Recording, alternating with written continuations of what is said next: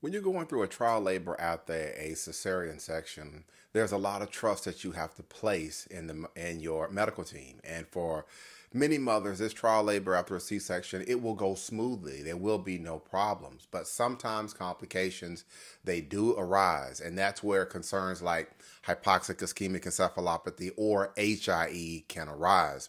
If you're here, it's likely because your baby has suffered an HIE brain injury at birth and you're looking for answers regarding what may have happened. Hello, I'm Marcus Boston, a birth injury lawyer, and in this video today what I want to do is I want to talk about some of the risks that can come up when you are doing a trial labor after a C-section and how sometimes it can lead to an HIE brain injury and what you should know about the care that your medical team is responsible for giving you during labor and delivery. So let's start with one of the areas that comes up with cases like this, and that is monitoring. During your trial labor after a C-section, your healthcare team should be keeping an eye out on your baby's heart rate and oxygen levels, especially given the unique risks that are involved in something like this.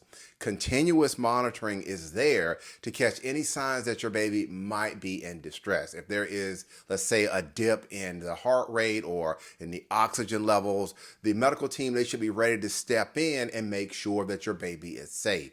Sometimes, though, those interventions, they don't happen when they should, and that delay can have real consequences for your baby.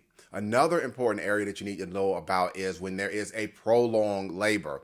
In trial labors after a C-section, longer labor isn't just about the extra time. It can put real pressure on your baby's oxygen levels. And if labor drags on and on, the risk for oxygen deprivation, that can increase. And that's why it's expected that doctors monitor the labor progression and step in if things are just not moving fast enough. And if a prolonged labor starts to become a risk, your team should be discussing with you certain options that you may have to help prevent complications like HIE, which is what we're talking about today. There's also a concern of a uterine rupture when you're dealing with a trial labor after a C-section, especially for moms, with the previous C-section.